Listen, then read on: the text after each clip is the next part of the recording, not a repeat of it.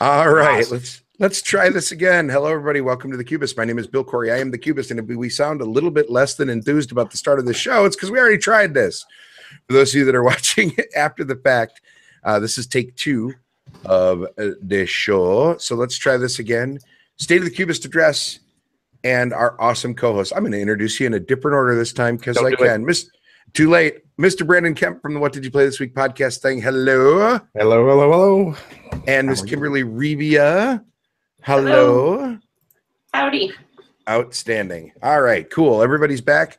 Can everybody see and hear us this time? Because apparently we were talking to nobody for the first couple minutes of this. Yeah, and everybody thought it was just me. No, it's running good for me on my end. All right, so everybody's good. Awesome.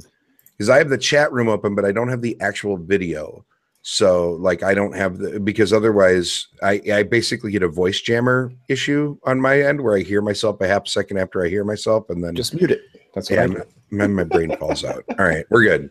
There we go. All right. So the State of the Cubist address idea is, quite frankly, here's how this works. We had a scheduling snafu with some lining up guests, and then we ended up with not a guest. So kind of we've all had lots of time to play lots of games. So let's just we kind of said, you know what, let's just do a review palooza and sort of an ask me anything. So Bill does not mean anything. Well, I kind of do because I don't care, right? Like ask me, I don't care. That's fine, and I will. And we'll do whatever, you know. So any questions that you have, tonight's the night to ask them. But in the meanwhile, we've got a ton of games to talk about. Well, at least I do. I've done a lot of gaming over the last couple of weeks, which is cool. Is there anything really? Hey, Kimberly, is there anything? See, I'm gonna make you go first. Haha. Of course you are. Because you have a because you've got your own. There you go. Yes. You have to talk so people will look at your camera. Oh, nah. Although I can present you to everyone, would that be better? Don't do that. Don't do that, Bill. Okay. I played King Domino today for the first time. It's cute. 2 to 4 players, published by Blue Orange, Bruno Cathala. It's very dominoes, obviously, but it's restricted to a grid of 5 by 5, and that impacts your placement significantly. You score. Hold on, I'll grab a tile out of the box so I can show you. You score multiplied by your type of tile in a specific region, so all connecting by the amount of crowns you're able to place. Not every tile has crowns. Okay. See these little gotcha. guys up in the corner? Mm-hmm. So you have 3 crowns total in a region, 3 pieces. You get 9 points, etc. The points swung pretty widely in our 2 games. The lowest was 17 one game. The highest was 72 the other. Okay, so the points can be pretty swingy, it sounds like, eh? Like, I mean, you can build a really great area and then get completely crown blocked from that type of tile. So sure, okay. Crown blocked, literally nothing. Crown blocked, is that a new term? It seems like a nicer term. Outstanding. Family show, Bill. Yes, it is. You know, only when Karenza's not on the show. Every time we let Karenza on the show, things go sideways in a big hurry. It's all I'm saying. I mean, Brandon's just sighing going, yeah. Mm-hmm. I can't help that one bit. No. Okay, so King Domino, right? Nope. That's King Domino. No. Does anybody that's watching live think that it's King Domino or that didn't understand that the name is King Domino? Because we talked about this. I'm serious because Kimberly and I were ranting about this slightly before we went on the air, especially the first time, that we find it ridiculous that anybody didn't say King Domino. But yet I've heard people were like, I don't know what it is. I don't get it. Kingdom in O, because O Don't is do it. the kingdom. And No. Nope. King and domino are words. So is kingdom. Mm-hmm. And so is in. And O is like an letter. exclamation. No. Right? Oh. No. Like O Henry? No, not a thing. All right, cool. No. Fine. Yeah. Fine.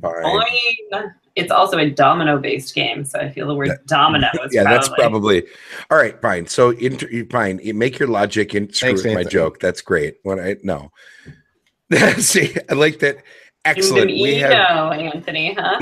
He just forgets the D altogether. Yeah, Kingamino. there you go. Kingamino. All right. So, for the sake of at least the tiniest bit of consistency, Kimberly, on the Cubist scale, buy it, Oh play my it, gosh, I forget, forgot about that part. Yeah. buy it, play it, forget it, or burn it. I would rank it and buy it for most people. I think it was like $17.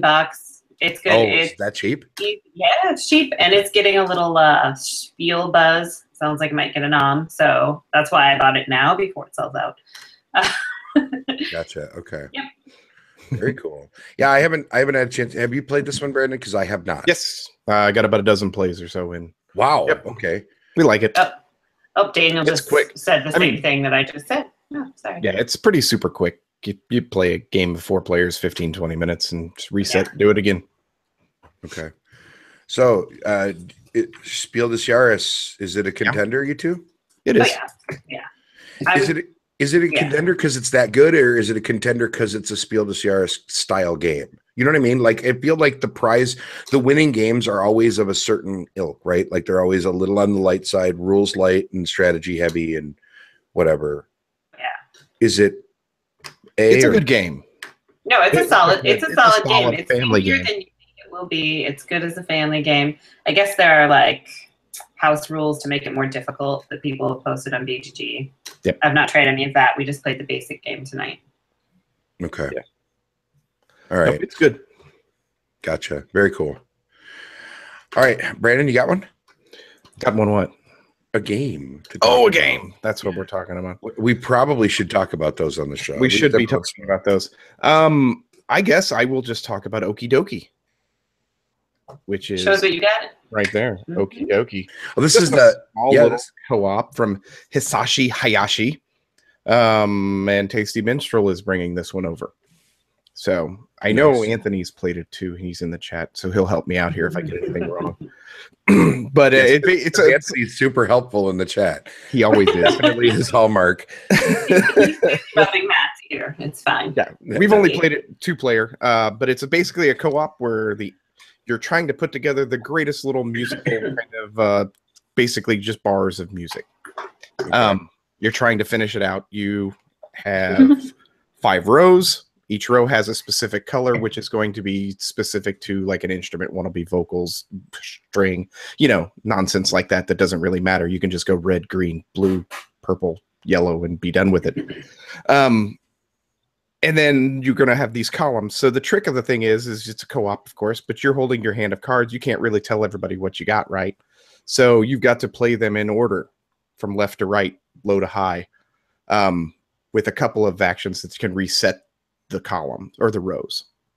But the trick of it is you can't move on to the next column until you complete a column. You can't just skip ahead and say, like, I can do all these blues right now. You can't do that. You got to do a column, finish a column first, and then move on to the next column.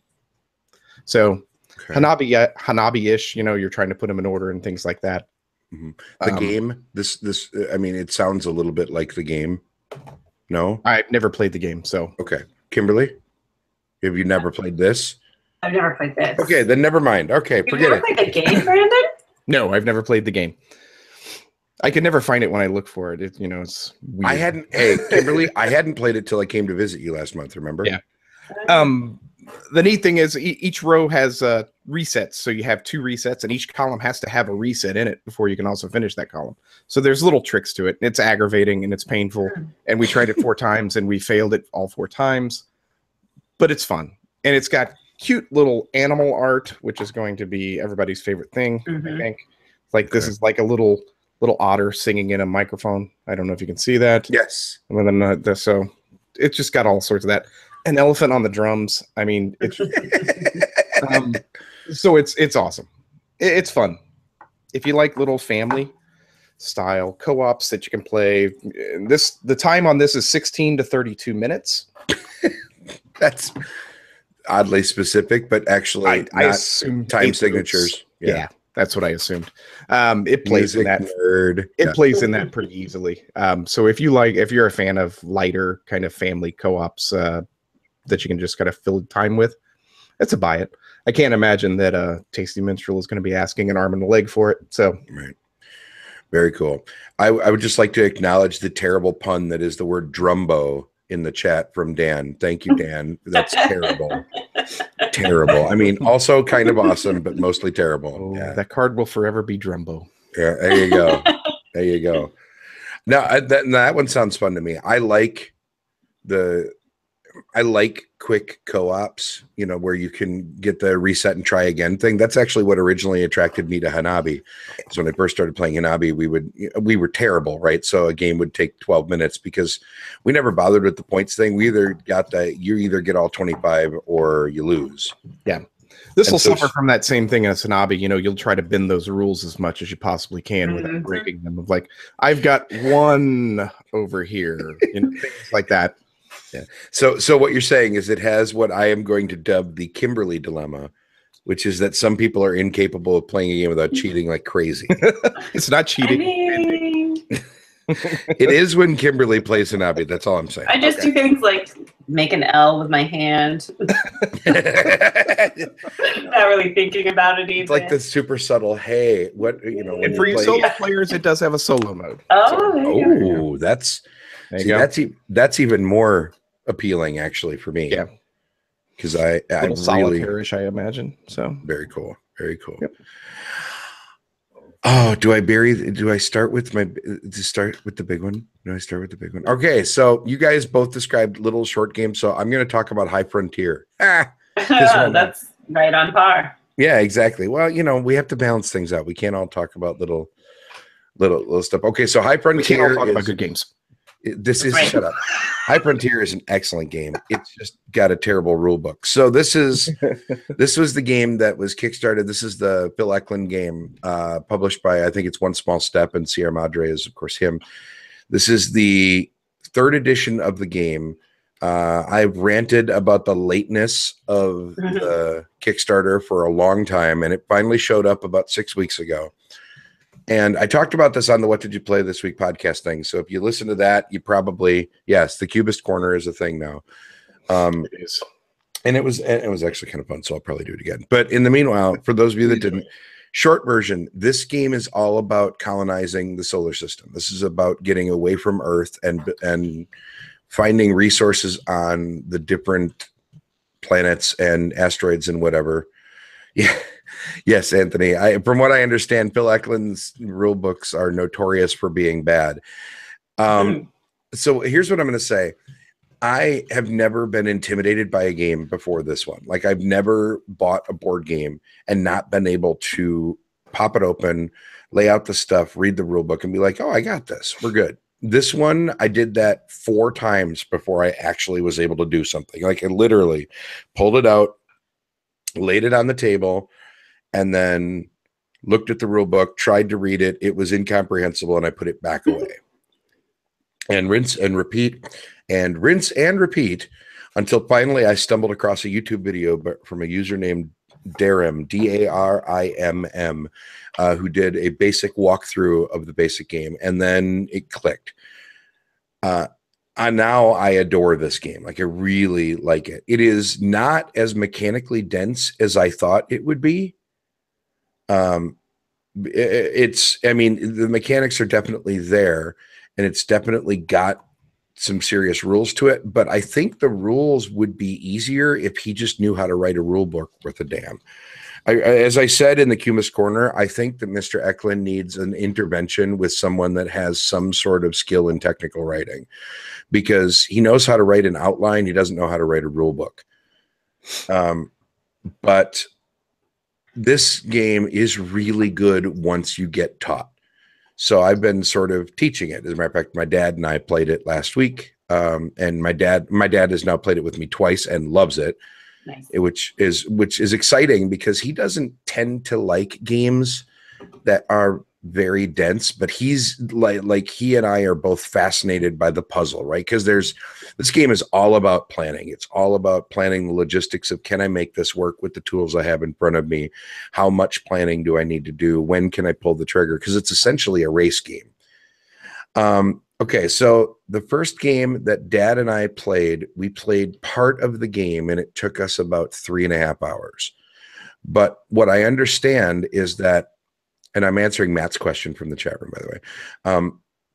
what I understand is that, and I saw this because we actually completed the second game that we played. We got all the way through, and I would say the story arc of the game accelerates extremely quickly after a certain point. Like the game feels slow, then it speeds up, then holy crap, and it's done. Right? Like there's just this rush to the finish that a lot of race games have. So I adore it, and I literally can't wait to play it again. Like I even tweeted out yesterday, "Hey, I will teach it. If you have Tabletop Simulator, like Oh, wow. I will set up a teaching game and I will start doing this because I think this game is really genuinely good. Like not just a good simulation, it's a good game because it's essentially pretty simple, at least in the base game. Now, and there's full disclaimer, I have not played with all the modules yet. So there's a lot of depth in that box that I still haven't unlocked. But even with all of my how much I love this game, this is still a play it, right? Like this is never going to be a buy. You should not. I don't think anyone that recommends a Phil Eklund game as everyone should have this on the shelf is being honest, because it's not, right? No, you need to play this one first, or at least watch the video. But I really do think that it's excellent, and I think that this one of the sales pitches for this one, right, was that this was supposed to be the accessible game if you've always wanted to try Phil Eklund. I think they're right. I think it is for Phil Eklund, but not straight out of the box. You need a human being to help you. So I thought Neanderthal or Greenland were the the ones that were easily into. Okay, but maybe. I remember hearing, but they sit unloved on the shelf too, so don't worry about it. do you have them on your shelf? Yeah, I do. Really? Yeah. Wow, you really will buy anything, won't you? Like you don't even. This guy. No, I like, you know what? Every city needs a Captain Buys a Lot. I have my friend Randy. You have you. That's good. Well, and I have Matt. And you have Matt, right? Actually, in this town, I've discovered we have 3 now. So, Ooh. Yeah, 3 Captain Buys a Lots. Buys lots. That's good. You can shoulder the load. Yeah, legit though. If you have Tabletop Simulator, I will teach this game. Like if we can make schedules work, viewers, I'm telling you right now, if you can, follow me on Twitter at Bill Corey Jr. I'm tweeting about it as often as I can. I will teach you. And if you've ever wanted to try one, this is the way to do it because it's in the workshop there. So it's a downloadable module. There's a solo option. Actually, there's a couple solo options for in that box, which I'm really excited about. It's good. It's good. It's really good. There are printing errors. There are some pretty unforgivable printing errors actually in the box, like stupid stuff like a card with no text that definitely needs text. Just write in what you want. Yeah, like I don't know. There's a reason that the game was a year and a half late. That's all I'm saying. Yeah. So. Yep. All right, Kimberly, have you played anything else? Nothing. Never. No, I played lots of games. I played Terraforming Mars yesterday for the first time. Ooh, how'd you like it? I liked it quite a bit. Yeah. Apparently, some cute tall boy taught us a couple of things wrong. That seems like a trend. Yep. I'm just throwing that out there. Which is funny because when I went to visit you, you told him that I taught you a thing wrong and you were giving me crap about it. Oh, I give him plenty of hell for it. Yeah. All right. I mean, I just said it on the show, did I not? That's fair. They're always like smallish things, but yeah, they're things. So, Okay, nothing earth shaking. This was an ocean placement. The bonuses that you get when you place an ocean. Oh yeah, the $2. We did none of that. And then he also told me that unless it said less than 6 degrees or whatever, that it had to be that exact, which super screwed me. Wait, what? The temperature and oh my gosh, what's the other thing across the top? Oxygen levels. Right, it has to be that or less generally. That or less on some of them, and but some on it the says rest max. of them, on the ones that say max, on the rest of them, it's that or higher. He said it had to be exactly that. Oh, wow. Mm-hmm. Yeah, that's a big deal. Yeah. That's. He says not the temp, just the oxygen. Okay, got it. Mm-hmm. Got it. Okay. Yikes! Yeah, that would mess things up. It just, I mean, I'm sure we all got screwed playing it that way, Sure. but yeah. Yeah, as Matt is pointing out in the chat. Sorry, Matt. It screwed you too, honey. Yes. Yeah. So, all right. So, bearing in mind that you found out some rules that you were getting wrong, buy it, play it, forget it, or burn it. I think it would be between a play it and a buy it, probably for most people. It's still, I mean, for me personally, or on average. Well, I don't know. You know, I can really. For me, I would buy it if he didn't have it. It still might be a little bit much for a lot of people, though. Okay. There's a lot of cards to read. Yeah. Yeah, it definitely is a game that the more you play it, it accelerates a lot more. Yeah, I'm sure. Yeah, this was my very first play. It was Dan's second. Matt's played it, I don't know, a handful of times probably.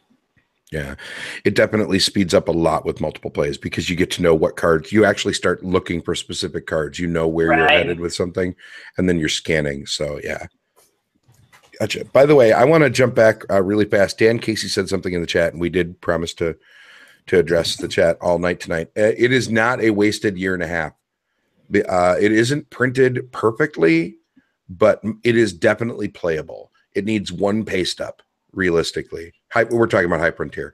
High Frontier is eminently playable in its existing format. It's just not perfect. And those the unforgivable errors that were made are something that even I, who hates doing paste ups of stuff, I think I can manage this. This is all right. Like, this is literally one card. It'll be okay. So it's really good. It's really good.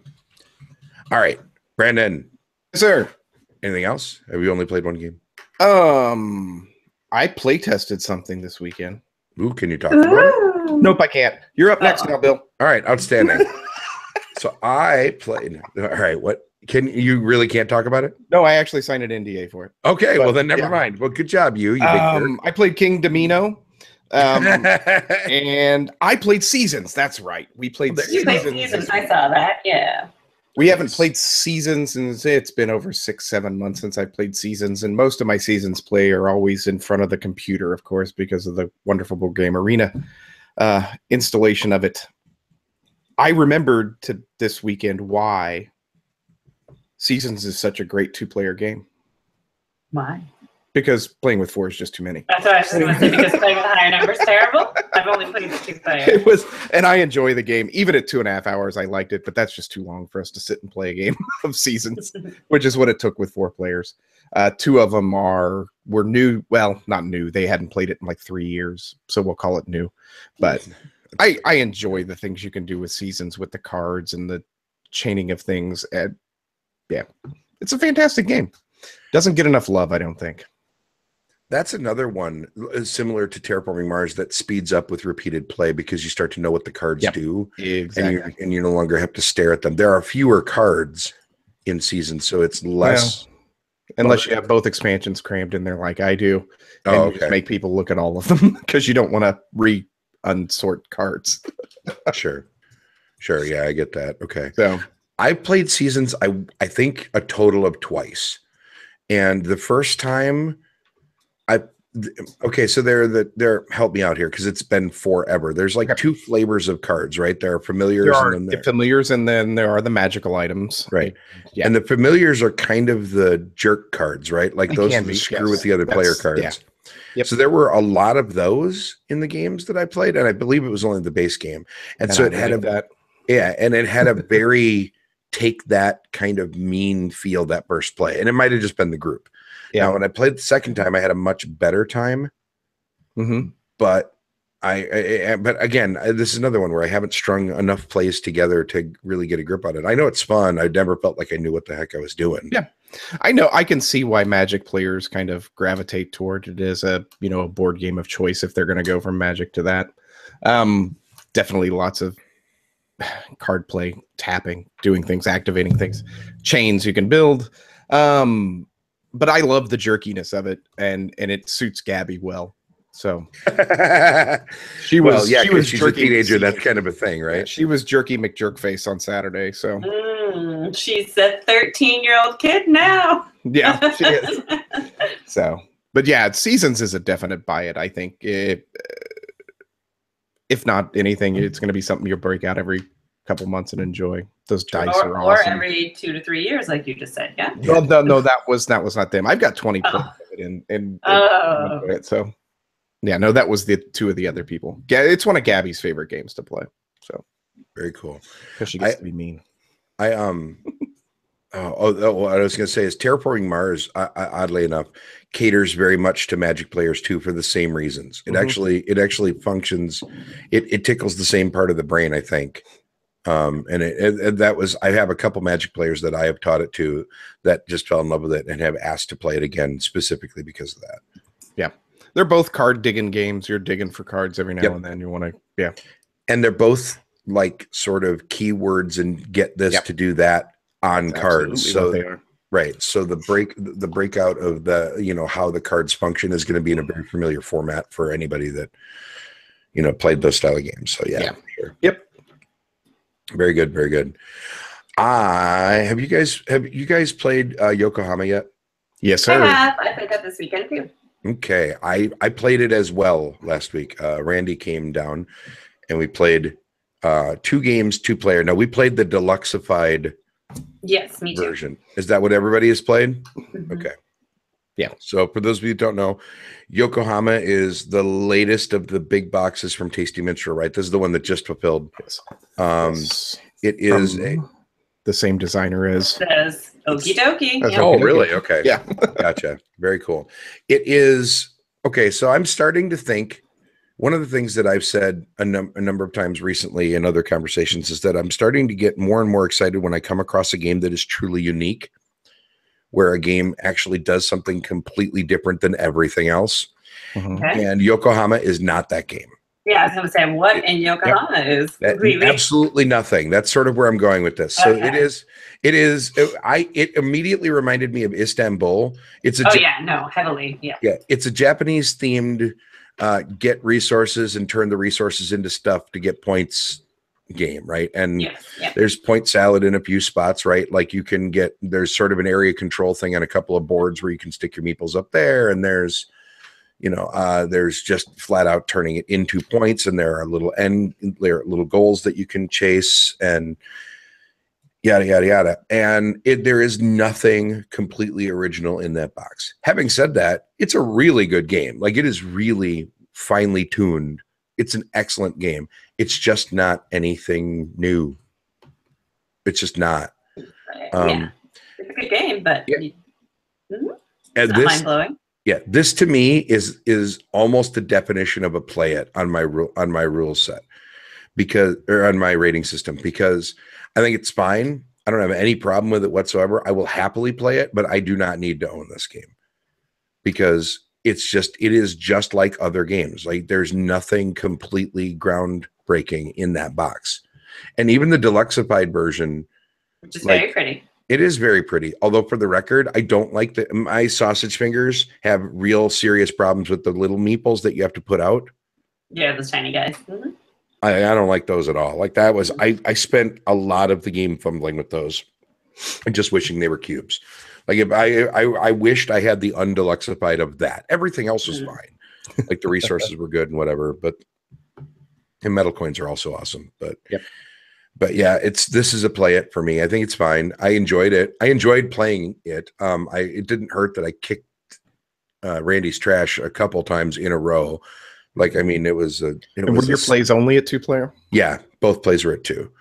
I think it really, really, really gets more interesting at 4. Okay. Yeah, I played at 4 and at 3. Yep. I honestly, Istanbul is a pass for me. It's boring. Okay. Yokohama seemed to bring a little bit more excitement to it. I like the pathways that you build this way rather than the pathways that you have to go. I got to double back and go back to this bull crap with Istanbul. I hated that.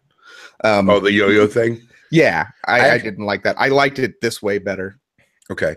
See, to me, the Istanbul mechanic of having to plan out and then yo-yo back was what made it interesting to me, because it was a limitation that was put on you that forced you to think more turns ahead. Whereas Yokohama is very forgiving. Like, Yokohama it's definitely not very forgiving in 4-player. It's less forgiving at 4 with a bigger board. Yeah. But the board is so much more wide open. It's not. No. There's a lot of blocking. There's crap everywhere. Okay. All right. Yeah, it's definitely tighter at 4-player. I'm sure. I haven't played a 2-player, but okay. I guess I was surprised, and I mean I haven't played at anything but 2, obviously, so I can't. I'm speaking from theory crafting here only, right? But to me, it seems like okay, it's going to have a bigger map. Of course, it's going to be more open, but maybe not. I don't know. No, it was definitely a lot of blocking. Okay. In our 4-player game, it's ultimately just a big point salad, right? Right. It's like if Feld grew up. Right. Yeah. Feld grew up. Ooh, Feld that was fighting words. I regret agreeing with you on that. Sorry. Yeah. It takes all those things that you're talking about, with Istanbul, with a couple of the games, and I think it just that kind of ratchets it up a little bit and makes it a little better. It intensifies it a little. Yeah. And I think that makes it for a better game. I think it's a good game. I don't think it's a mind-blowing game, but I definitely think it's better than Istanbul, which is a good game too. It just wasn't my favorite. Okay. Interesting. Well, I you know what? Then I might revisit this one on a future episode when I get a 3 or 4 player game under my belt. Yeah, so try 4-player. I would highly recommend 4. It was definitely a little bit tighter with 4 than it was with 3, but 3 was also pretty tight. Yeah. See, and I guess, and what's funny about this is that I really did enjoy it. It just didn't feel, it felt iterative, not innovative, right? And to me, that's like, there are so many good games out there that if a game doesn't really like blow my doors off and say, this is amazing, which is actually, God, I'm such a stupid fanboy. This is why I like High Frontier so much, right? Because High Frontier, even though I know it's not an innovation, right? This is the 3rd edition of the game. By definition, it's not an innovating because it's the same game that's been published twice before. It's just making it actually playable now. Yeah, it's so much different than anything else on my shelf. Like there is no other game that I have ever played that is anything like it. That's why it's such a big like focus point for me. And this just was not that. But you're right. I do need to play it at different counts. Yep. Yeah, definitely give it a try at 4-player. Krins and I will try it too, just to see how wrong you are. I'm sure Matt and I will too. Yeah. Actually, you know what? This would be a good experiment, right?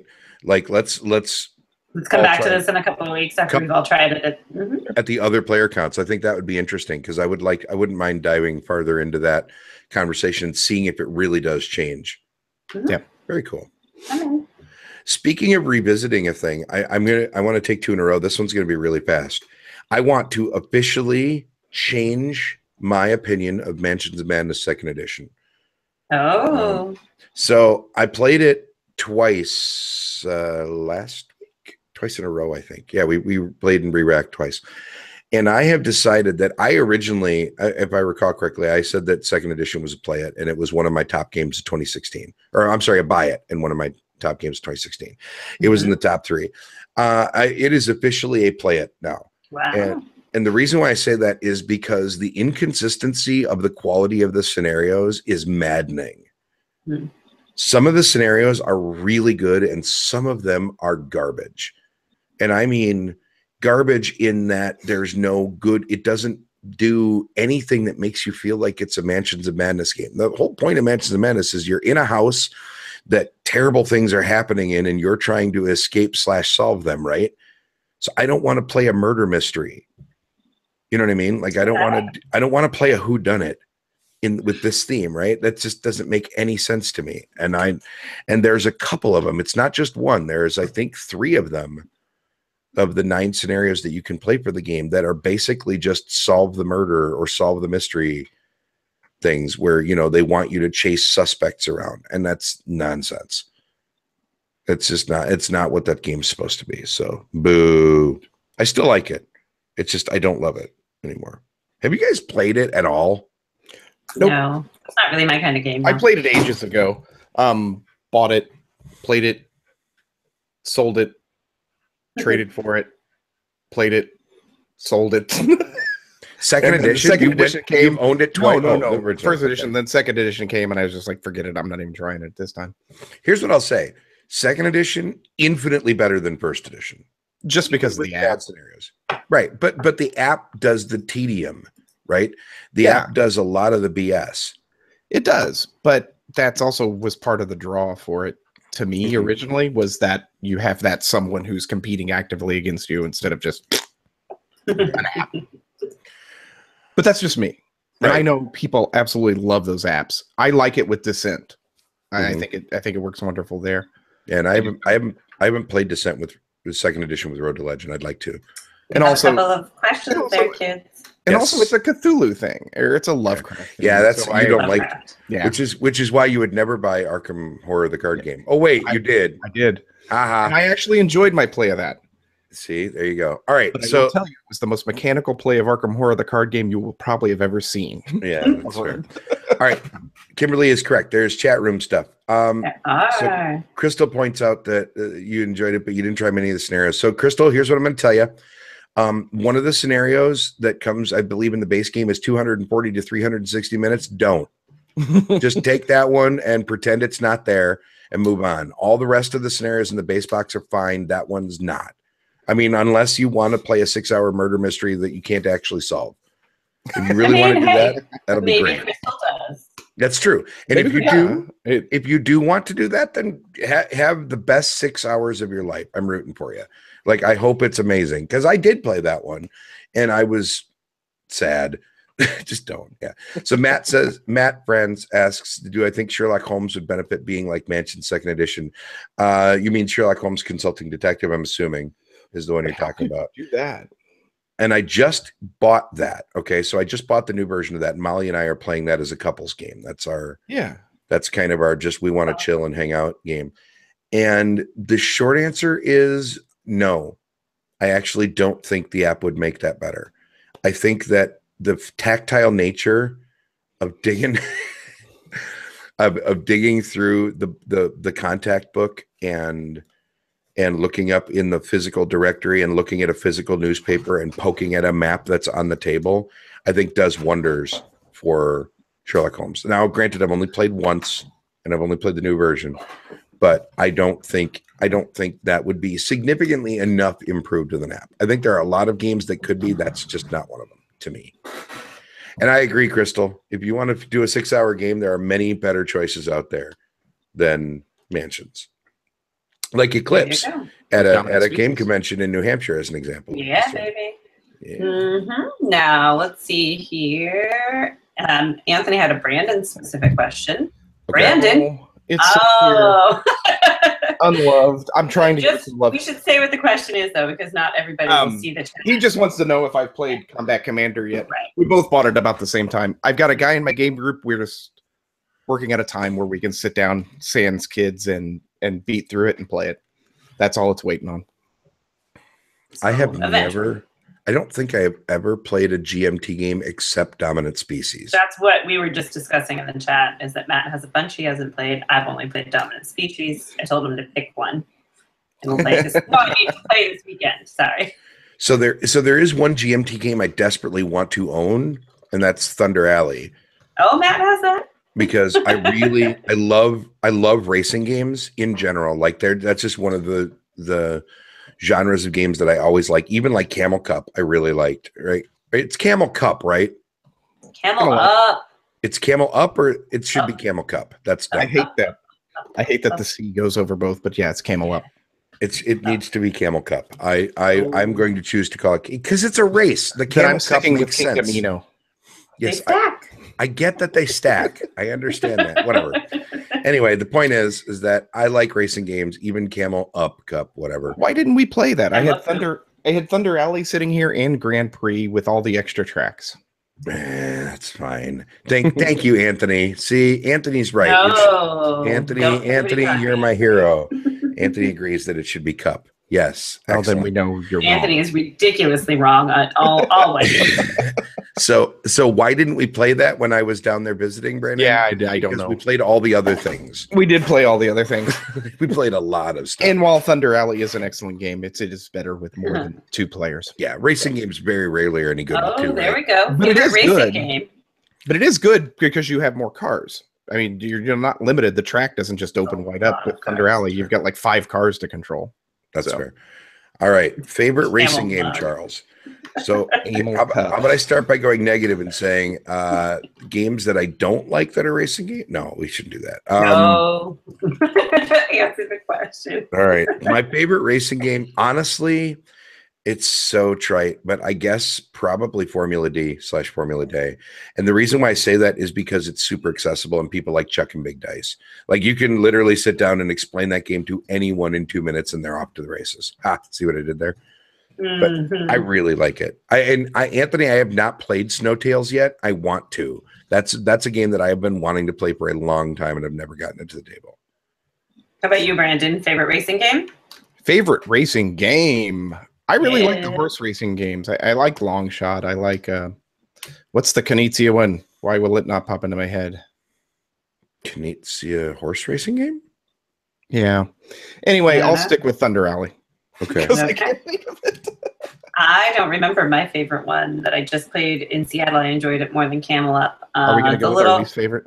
It's a little imported from Japan horse racing game. It was cute. I really don't remember the name of it. I also really like the Really Nasty horse racing game. I haven't played that in a long time, but I enjoyed that. I think that's just good truth in advertisement. So the Really Nasty horse racing game is good. Turf Master, I really enjoyed my one play of it. Turf. Then there's Turf Master's sort of a tradition amongst some of the St. Louis crew, and they're the ones that I played it with, and I had a blast. Also, I won, and they were all mad at me for that. But I really liked, but for me, it would still be Formula Day. And I have a bunch of tracks from the first printing. So I actually at one point wrote rules for like a league/campaign of it because that's what I do. Yeah, I really like it. Yeah. You still haven't come up with your Japanese racing game? I don't. It was Suzanne's. I really don't know. Okay, gotcha. It wasn't a thing that I was seeking to play or anything. It was just something that she had. Gotcha. Yep, Royal Turf was the one I was thinking of. Winter Circle is another. Winter Circle is probably correct. Thank you, Matt. Yeah. Well done, Matt. Favorite? Jamaica. I haven't played Jamaica. It's very pretty though. Isn't it really light? It is. Like, it's super light, right? Yep. It is. Like, is it Camel Cup light? You are such a troll today. No, you know what? Here's the deal. I would be being a troll if I didn't honestly think that should be the name of the game. I know. But it should be the name of the game. They made the C big enough. I think they just backpedaled because people were confused. That's my theory. Have you guys played Kashgar yet? No. The handler run, whatever it is. Wasn't you what? Oh, I think that Matt Franz would like to ask us, do we wish your race games to feel fast or thematic? I want them to feel like a race.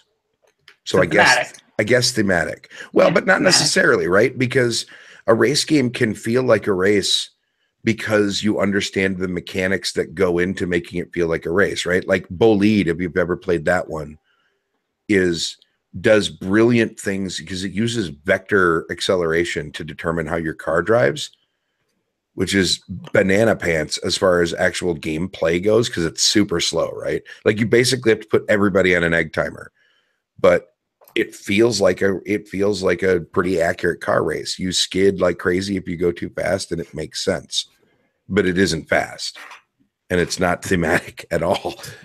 It's just cool. I don't know. I unfroze, right?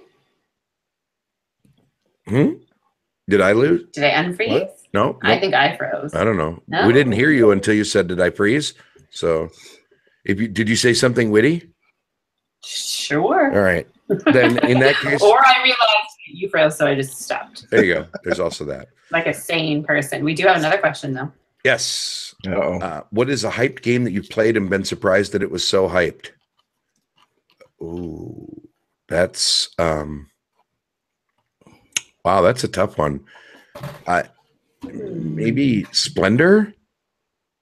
I feel like everybody. Well, when Splendor first came out, it was a big deal. Yeah, like but we know why that was hyped. It's easy. Yeah. It's accessible. It's so accessible and so easy. Yeah. It's very everybody friendly. Right. I don't think it was hyped because it was that great, was it? No, I think it was hyped because it was such an easy deal. Okay. Yeah, Well That's fair. done. Personally. that's what I thought too, but I could be wrong. I could insert another Trajan rant here if you wanted, because that's still a game that I don't understand why people like. But Matt says Thunder's that game for him. What are some super hyped games that came out last year? I want to think of the ones that I played that maybe weren't what I thought they would be. I would say Scythe, but I know why it was hyped. It just wasn't for me. I just sat there, played it, and I was over with it. I think Adrenaline, maybe.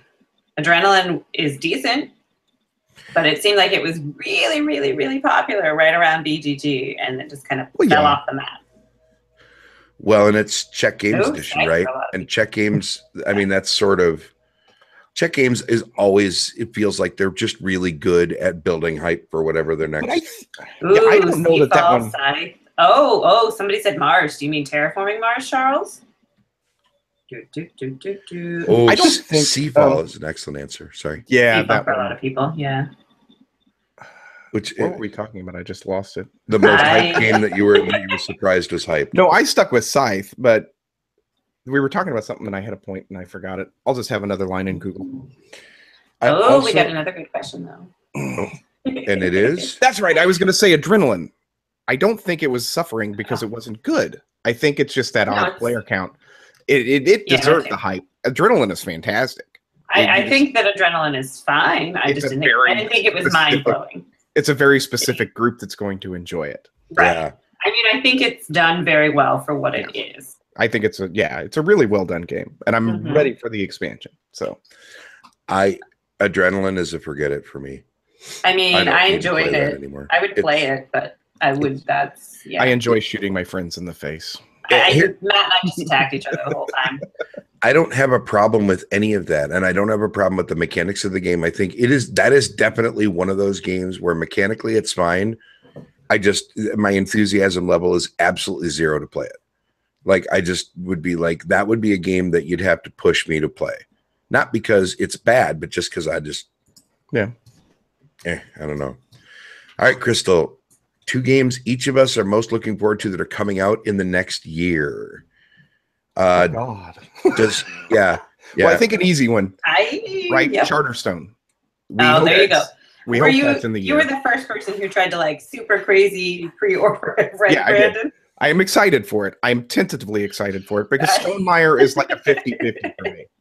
Right. I didn't like Scythe. I didn't like the weird one with the drugs and the things, and I forgot what the name of it is. What the hell are you talking about? I liked Viticulture. The second game, I forget what it is. What? The second game of what? Euphoria. That's it. The drugs. They're drugs. Is what they are. Because of bliss. Okay. Got it. Yeah. Yes. I didn't like that. And I loved Between Two Cities. But other than that, Between Two Cities is great. Yeah. They're hit and miss with me. So, but I am excited for Charterstone.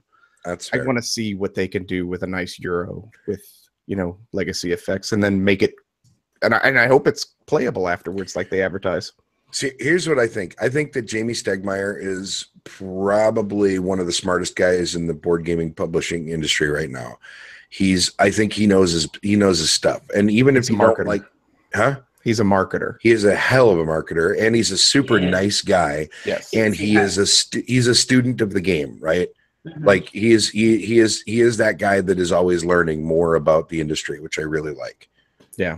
So I have yet to play something from them that I didn't at least kind of like. Euphoria is the closest thing to a miss from them that they've had. Yeah. That was I traded for that. So excited about it, and I played it, and then I couldn't get rid of it fast enough. Nice. But yet I played it with Charles at Geekway last year. Eric, we don't hate all the games you love, and I've not played Euphoria, so I cannot speak to it. It's fine. Yeah. It's Alien Frontiers, but not quite as good. Well, I thought Charterstone was an easy one. You guys come up with hard ones. I don't ever know what's coming out. That's the worst thing. Okay. I don't follow it very well. So Give me games, kids. The one that I'm going to say is it's a Kickstarter delivery, like, that should be fulfilling, and that I can't tell if that's fair or not for this. I'll go with it. But I'm going to go with The Seventh Continent from Serious Pulp, because it looks to me like the closest thing to a choose your own adventure style, like puzzle board game with so much content. Holy crap, this is going to have content, right? Like this feels like it's going to be Gloomhaven level content by the time we actually get it, but more accessible, because I think Gloomhaven has accessibility issues. I think it's mechanically difficult to play, or at least difficult to be good at. And I think you really have to buy in quickly. So I'm hoping that Seventh Continent gives me this really story-based experience. And I bought it specifically to play it solo. My whole goal for it is to kind of dig through all of it at my own pace and have a thing where I can be like, ooh, what am I going to find today? So that's one of mine. Yeah. Your boy J. Alex Kevern. Yes. Sentient is coming. Yeah. So from Renegade, that's a Did Bill just drool / fanboy? I love Alex so very much because he's so smart and he's such a nice guy. And you think he's pretty? He is pretty. No, I don't think he's pretty. I tell you he's pretty, and I can say it with authority. He absolutely is. Shouldn't we be excited about Iron Dragon coming back? Yes. Yes. With little dragons even, right? I know Kathleen was excited about the dragons. Yeah, it's shocking. Dragons. In a shocking turn of events, Kathleen Mercury's excited about her all-time favorite game getting reprinted. That's weird. With better components. Come on now. Yeah, that's true. Yeah. Well, and the original version of the game is not bad component-wise, aside from having to sticker a million poker chips. Get past that, it's fine. But yeah, it'll be good to see. It's good to see the Crayon Rails games kind of making a little bit of a resurgence through this, right? Because it's such a good system. So let's see. The second one for me, maybe Near and Far, because I'm a Ryan Lockett fanboy. Yeah, you are. Yeah, I mean, maybe that's a big one for me. I really that should be coming. Hasn't come out yet. I don't know why. That should be here any day. Right, like that, they're promising fulfillment in the next week or two, so that'll be all right. And then the Kickstarter for Brass that's going right now won't fulfill this year, but it'll be close. I don't think they push it because Santorini wasn't supposed to. Santorini delivered 2 months early and got here in that year time. So yeah, I mean sure, and I hope so. I'm backing it for both games. Roxley likes to over deliver, and I'm ready. My body is ready for a good production of one of my all-time favorite games. Yeah. Because dude, the first production is such garbage. Like it was real bad. Real bad. Tiddlywinks for money, Kimberly. That is real bad. Real bad. Like it was and it's such a good game. Nobody likes a tiddlywink. No, nobody likes that. You have to deal with little plastic chips and Hyperinterior. That's bad enough. Probably the person that came up with the tiddlywink thing, but nobody else. I think I went on a Twitter rant about the tiddlywinks with somebody a couple days ago. Yeah, it's gorgeous. Barron Park is going to be a good one, I think, from Mayfair. It's the new Phil Walker Harding. Ooh. So, see, I do not pay much attention to what's coming out, Crystal. I'm sorry. I have no idea. Yep. I'm trying to see. I really want my Sentinels of the Multiverse Oblivion Kickstarter to fulfill because I want that case. Like that's less about the game and more about the case. So I backed it at the Ultimate Collector's Case thing, so I can get all of my stuff into a single box, which I think is exciting. But that's probably I do know a game I'm excited about. Terra Mystica in Space. What's that called? Is it? It's not called that, is it? No. And everybody was complaining about the horrible graphic design. Yeah, I know. Give Matt 4 seconds. That was the cutest thing you have done on this show in weeks. Though I have a thing. Yeah, what's that? I remembered a thing, guys. You did. Gaia Project, isn't it? There we go. Yes, Terra Mystica Gaia Project. Yeah. Is that because? Oh, and Lisboa looks really good. Project Gaia. There you go. Project Gaia. Okay. Oh, there you. Yeah, we'll go with the tall guy. Sure. We'll let him tell us. You're supposed to call him the cute tall boy. I've never met Matt, but I guess true. I can. Yeah. He's not all that. Poor Matt. Nah, we love Matt. You know that. Yeah. Hey, Three so I have a Kingdom, question. Redux is going to be nice. I'm so happy they're bringing that from Yeah. Capstone. Yeah, Lignum is a big deal. Good call there, Anthony. I mean, people are beyond excited for First Martians and also Yes. Pandemic Legacy 2, which is what Crystal said above. Yeah, Molly is asking me why we haven't bought season 2 yet. And This is not out. This doesn't exist. When is it coming out? It's ridiculous. Why isn't it out yet? That is a long time. I might finish season 1 before 2 gets here. Yeah, You haven't finished yet. I'm stuck in June and lacking any will to play. Goodness, you're still in June. July it amps up again, I think. So that's bananas. Okay, help me out here. Which one? So 2 Martian games are like First Martian is Portal. That's the Portal one. What's the other one? Because there was another game. I swear to God, it was like the same, almost the same name, but it was a different company. What's the other Martian game? Help me, chat room. I know one of you knows this, and I'm sure it's not me. What are we asking? The other Martian. Oh, the other Martian. It's Martian terraforming Mars. I don't know. There's another.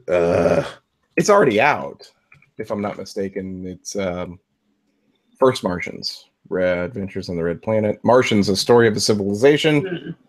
Maybe that's it. Okay, that might be it. Is that there's just First Martians and Martians? Yeah, Martians. Right. And there was the game, so you know. Yeah. This, you know what this is starting to feel like, and this is slightly ranty, but are we getting to the point now where we're having the Pixar and DreamWorks problem? Like, are we going to start getting there where, one of them comes out with a movie and the other one comes out with a movie very, Shark Tale and Finding Nemo and Ants and Bugs Life. And I don't want that. Can we not do that? This is confusing enough as it is.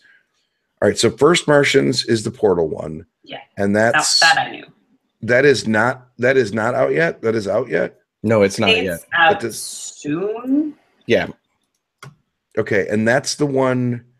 Is that the one that uses the app? Yes. No. Okay, that's the one with the app. Isn't that the Robinson Crusoe one in space? Yeah, it's the re-implemented Robinson Crusoe. Right. Yeah. I knew that. Although, honestly, it doesn't look, obviously it doesn't look anything like it art style-wise, but like I've done zero research on this, I freely admit, but it looks like I'm just looking at pictures of the board right now, and I don't understand how it's anything like Robinson Crusoe. So I'm excited. It's supposed to be quite a bit. So who knows? Yeah, I don't know. Nice. Which one is the horrible rule book? Anthony? I think Martians. Mars. The other one, Martians: A Story of Civilization. I think so. Yeah. Okay. It's Armageddon every day, Charles. Oh, Matthew Roy asked another question. Who's a designer has recently become a favorite? You cannot say Ryan Lockett because that. Okay. He's not recent. He's not recent. Yes. You've been fanboying over him for. I've been fanboying over him for a couple of years now. Yeah. I hope that he never watches this show because he's gonna be like worried that I'm gonna come up and just tackle him at a convention. So when we have him next on the show, we should have you be the co-host, right? Yes. I'll just sit here and quietly sigh over and over in a dream. We should just have him on Cubist. I would love. Yes, I think that's exactly what Brandon. Also, still answer the question. Also for a new game. Also for a new game, everybody get number 9. Okay, is that the stacking one? Yes, we've got 3 copies coming this weekend, so we're gonna play it like a nice big 12-player game. See what happens. Cool. It looks really cute. Okay, designers. We're not stalling. I promise. We're actually trying to answer this. Designers that have recently become favorites. Actually, you know what? I'd say Alex Kevern. I really would. Hey, here's the deal. I don't know. World's Fair 1893 and Gold West are both really, really good. They're visually appealing and they're solid and they're light with enough decisions that you don't feel like you just wasted 45 minutes. I really like his stuff. So good night, Anthony. I guess he's probably my cop-out answer because we were just talking about him. A little bit. Alexander Pfister is right up there too. He's a guy that I wouldn't have recognized the name of, even though I know he's done a bunch of stuff. Yeah. Until Great Western Trail kind of woke me up to him. Yep. Those are a couple. Here's my cop out is Knizia. You just now catching up with him? Blew him off up until about a year ago and started doing all the Knizia games I can handle. And which ones are you enjoying so far? Modern Art is possibly my favorite. Modern Art's really good. Yeah. And You should try High Society if you haven't. Okay. We have it sitting right in there. Oh, good. It's a lot of fun. Yep. I like modern art. I like High Society. I love Ra. Like Ra of the Knizia games is that's my go-to. Like I never get tired of that. What did I just play? Was it Through the Desert I finally just played? Oh, the one with the candy. Yes, the Candy Camels. Oh, I haven't That's played the that one. yet. So yeah, I'm camels. slowly catching up on Knizia. So there's Also don't eat that's candles. my cop-out answer. How about that? Mine is the designers of Marco Polo, that team. I can't remember their names. Oh, yeah. So the Grand Austria Hotel, Marco Polo, Lorenzo Magnifico group. Okay. Well, you're wrong. No, I'm kidding. I like them. I'm kidding. They're fine. Those are one of those games that... Aren't they the designer in Zolkin, too? Isn't one of them? I think so, yeah. Yeah, And Zolkin is excellent. Games. Yes. See, Zolkin's you goofer. Matt, fly 5 or drive 12? Drive 12 every time. Drive 12 every day. Oh, yeah, me too. Every For a time. and we should say what the question is. That is for traveling to a convention. Yes, that's true. Con travel. Would I rather fly 5 or drive 12? Definitely drive 12. As a matter of fact, I drove 14 rather than fly 3 last year for BGG. Yeah. So and that's partially a big part of that for me is because I'm a big guy and flying not coach is prohibitively expensive for my budget. So like first class and business class is just not a financial option for me, which means I end up packed in like a sardine.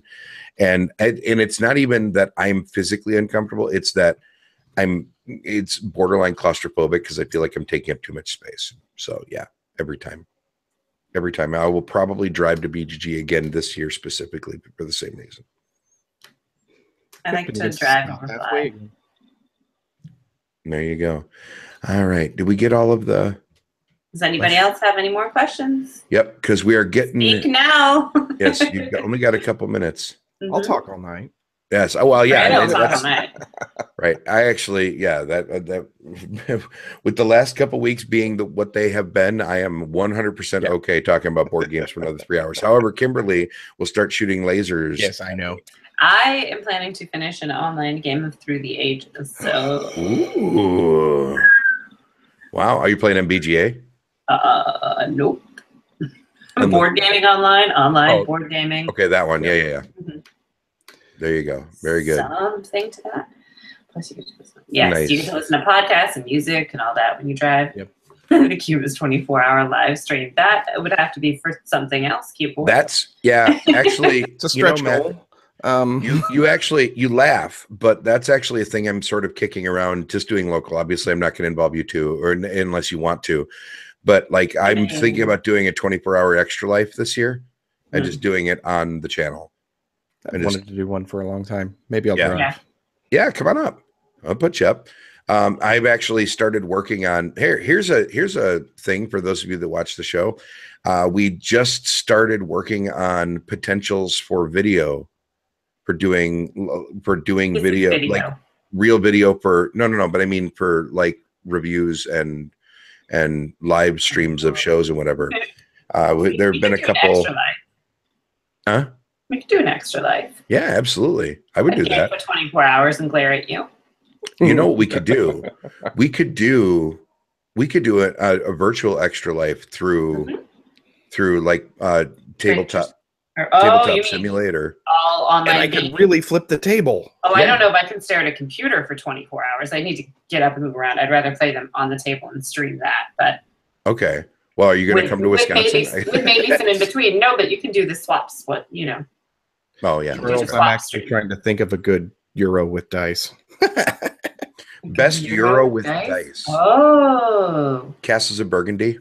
Yeah, baby. That would be my number one. Bora Bora is really good, but that's almost a cop. Not Eclipse? Isn't that basically just a Euro? It is not a Euro. Here's the deal. Eclipse transcends your mere categorization. All right. It is up here are all of the other games, Euro, Ameritrash, whatever. And then Eclipse has sort of just risen It is so. Look, it's off the Eclipsing screen. them? It's so amazing compared to. Does it eclipse the other games, Bill? It does indeed eclipse all the other games. Yeah. You know, you think it's funny, but Ruth, our friend Ruth, I know. is sending me, ordered me as part of the three-way trade that got her a copy of Terraforming Mars, is sending me more blinged out pieces for my Eclipse. Ooh. There's even more coming. I'm going to have, next time you see this game, there are going to be LitGo accessories for days, like 3-dimensional monoliths and orbitals. It's going to be amazing. Nice. Yeah, Sagrada. Hey, so those Sagrada's definitely beautiful. counts. It's very pretty. I haven't played it yet. Oh, I really like it. I did hide creepy babies in the copy of Sagrada that was floating around the Granite Game Summit, though. Yes, I know. Yes, actually, technically, Flip Flory hid a creepy baby inside the thing. That's not. Yes, yes, and Ruth is amazing. I adore her. Game with worst components that you absolutely love. Ooh. That would be brass for you, right? Brass, yeah. What has terrible components? Brass is real bad. Here's the deal. The card quality was actually okay, but that money made me want to punch babies when I was playing it. It was so bad. Do not punch babies. I don't actually punch them. I just wanted to. That's different. Let's see. Other stuff that's real bad components. I can't. You know what? There were a couple of the cheap ass games from back in the day that I actually really liked the games. So that's cheating, right? Is that cheating? Yeah, because they're cheap ass games. Right. That's cheating. Yeah. Yeah. Vegas Showdown is a great answer, Crystal. Yes. That is a killer answer. Thank you for answering that for me. Yes. Yes. Yeah. That's- all the old Wallace games. That's fair, Charles. You're not wrong. Although I think the component quality in I don't know, automobile isn't probably old, right? It's not new either. I don't know. It's hard to say. For a game that gets so much love, I mean, Castles of Burgundy is pretty chintzy. Those tiles It's not are icky. terrible, Those but tiles are icky. they're not. And the color's so close. The colors aren't amazing. You're right, but you know what? The Aaliyah Big Box series has always been a little iffy on some of that stuff, I think. Like Puerto Rico does not have particularly good components either. No. You know, never That's true. did. I mean, and we're not even talking about brown colonists. I mean, it's just not, it was never a great, well, I'm sorry, but that's. I know what you mean. Yes. And Patrick just talked about it on What Did You Play This Week? Yep. That's why I had to say it. But Yes. yeah, that's not fair, Matt. Most GMT games have really nice components for what they do, I think. Food Chain Magnet Yeah. and Splotter for days. Although Food Chain Magnet, I would argue, is probably the best out of them that I've played, but that's not saying much. I really, In the Year of the Dragon is bad. Really? The new one? The 10th anniversary version? I don't know. Lords of Waterdeep has terrible components. What's terrible about those components, Matt? Franz? I'd assume cubes instead of actually having Cubes? little things. But See, that doesn't bother me. it No. doesn't bother me They're either. fine. But Not only does it not bother me, but as someone with sausage fingers, I appreciate things that are actually easy to pick up. and I love those linen cards. Yeah, the cards are, I thought, pretty good. Splatter components are not good, Matt. You are literally trolling right now by saying that out loud. Like you are. No, the You've been trolling all night too. I think that's probably fair game. Are those tiles or are they just like really thick paper? No, okay. So the tile thickness on Food Chain Magnet specific, and Food Chain Magnet's the only one I can speak to specifically because it's the only one I own. The tiles are fine on a thickness standpoint. Okay. They're not fine on a uniformity. Like it looks, God, if Edward could hear me saying this, I hope Edward never watches the show because his head will explode directly off his body. But it looks like a proto. It really does on the table, which is sad. It's not, you're incorrect, Matt. At least when it comes to Food Chain Magnet. I think the art on Food Chain Magnet is excellent. Like it's so Matt did have a bad copy of Matt Franz. Yeah, Matt Franz. Sorry, a bad copy of not tall Matt.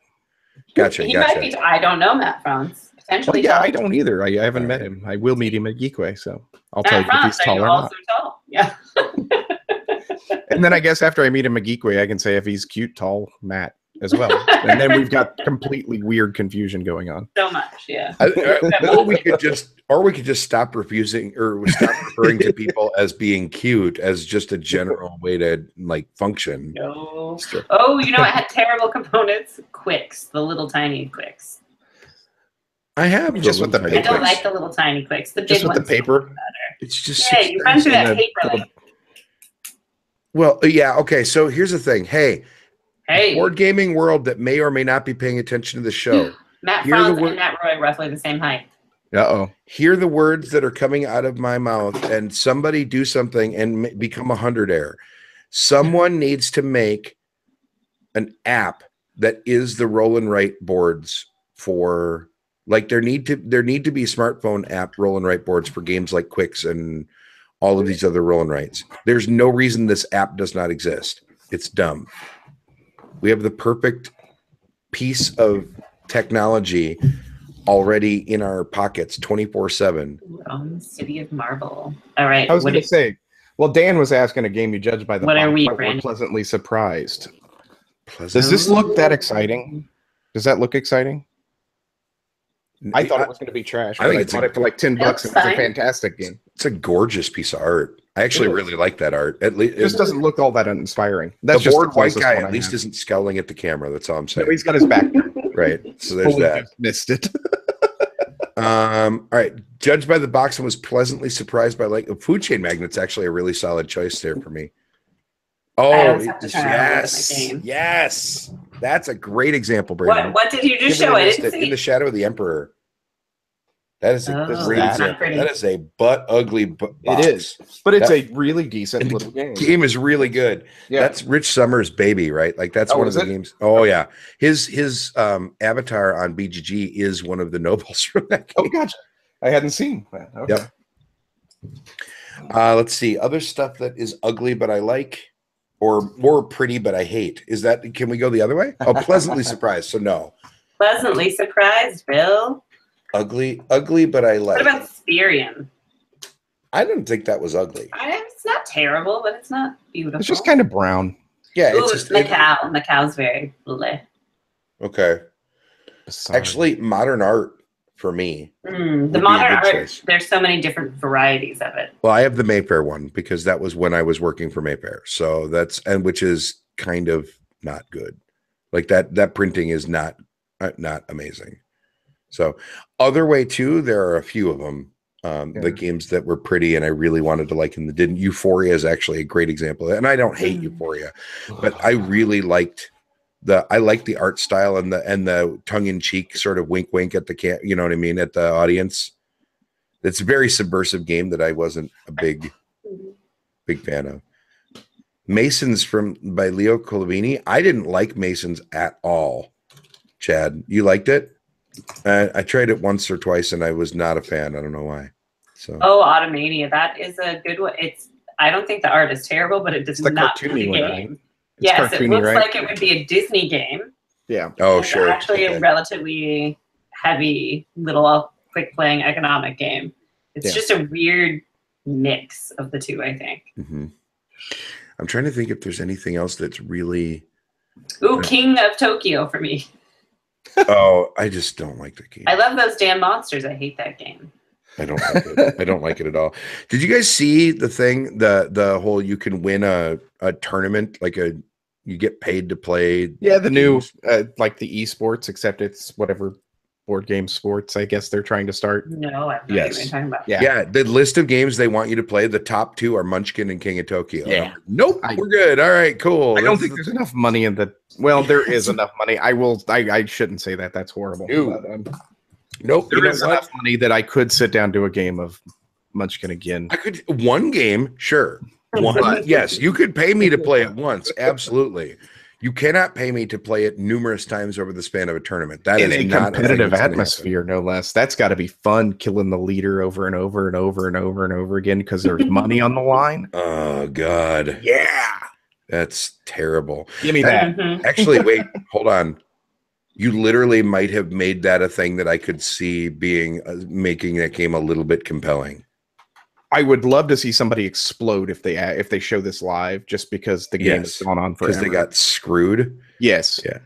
Dan, Casey, no. And heck with you. Can we kick people out of the chat room? Do we know how to do that? Is that a thing? Yeah, that's the thing. You have Right. the. I can do that. You can do that. I can put user in timeout too. That's another thing. I'm just throwing that out there. I can literally stick you in a corner, Dan Casey. You're in timeout, mister. That's You're right. in a naughty corner, sir. That's right. There is a naughty we should corner. Probably start doing the wrapping though. Yeah, we got to wrap this up. Yeah. we got to wrap this up. We've gone It's long. only 10:30. What are you talking about? Yeah, well, it's fine. No. Kimberly, it's almost tomorrow where Kimberly is. Exactly. That East You crazy people and your weird little time. East Coast weirdos. So it's fine. It's fine. All right. So you know what? We've talked enough. we've talked long enough. Yeah, So, we've talked a lot. You need to check out the What Did You Play This Week podcast thing. And now I'm going to plug it even harder because now I'm on it again. Yes, sir. Now I care. Hard and long. It's WTY. What? TTW. Stop. Start over.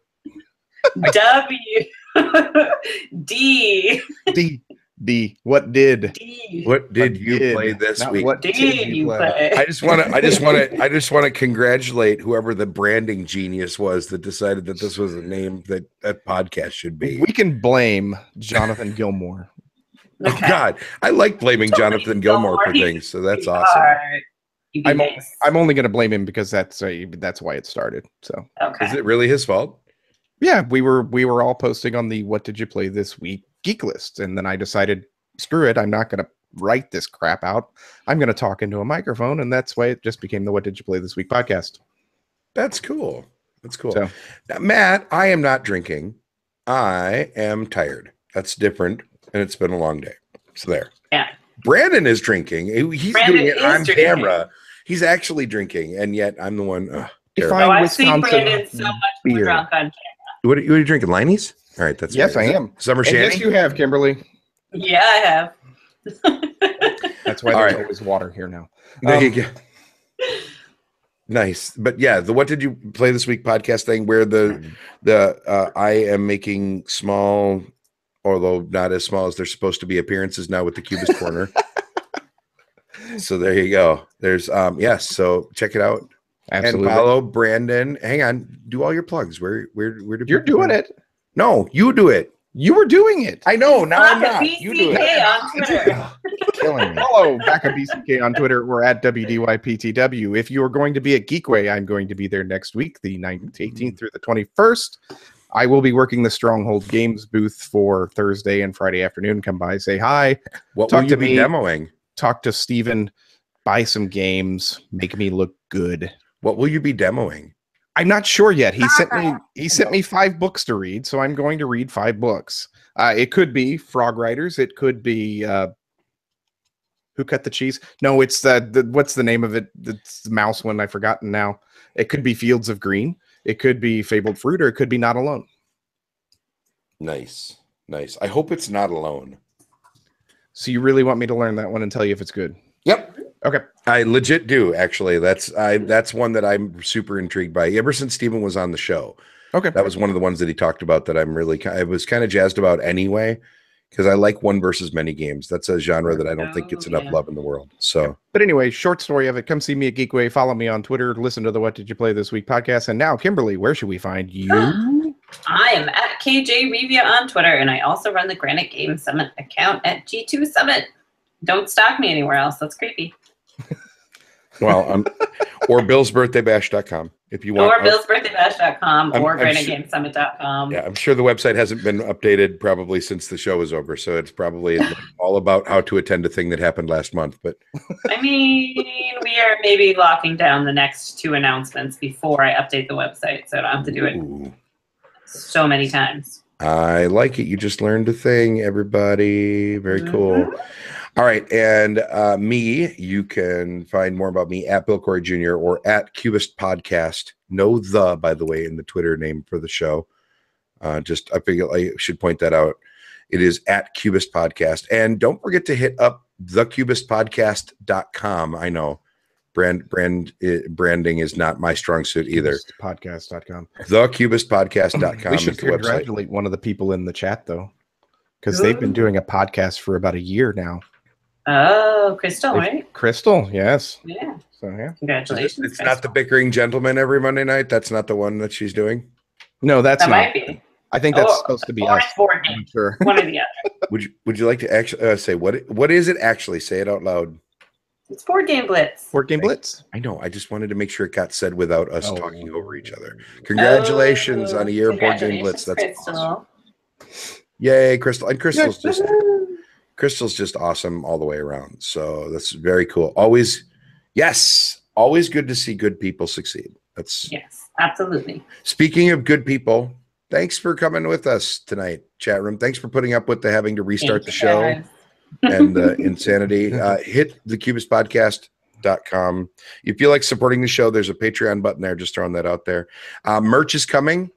This is the thing. Yeah, there's merch coming. I actually got I'm getting our logo turned into t-shirt designs. I'm hoping to have a thing that I can show the co-hosts and we can pick a favorite the next couple weeks maybe. So my goal is to have t-shirts in my hand and make somebody wear them around a big convention like maybe Gen Con, because I can't go, but maybe we can get. What about Origins? I can't do Origins. Yeah, well, I know, but we could maybe get it done by Origins. I could probably stick a Mr. Roy into a t-shirt.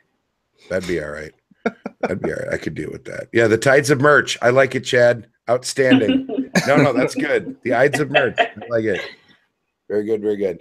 All right, you guys, thanks for hanging out with us tonight. This is a lot of fun. We might just have to start doing like a once a month of just this, where we just kind of shoot the breeze. This is very chill, and I dig it. So thanks everybody for hanging out. You are the best. We will catch you all next week. Be good. Peace out. Winnebago.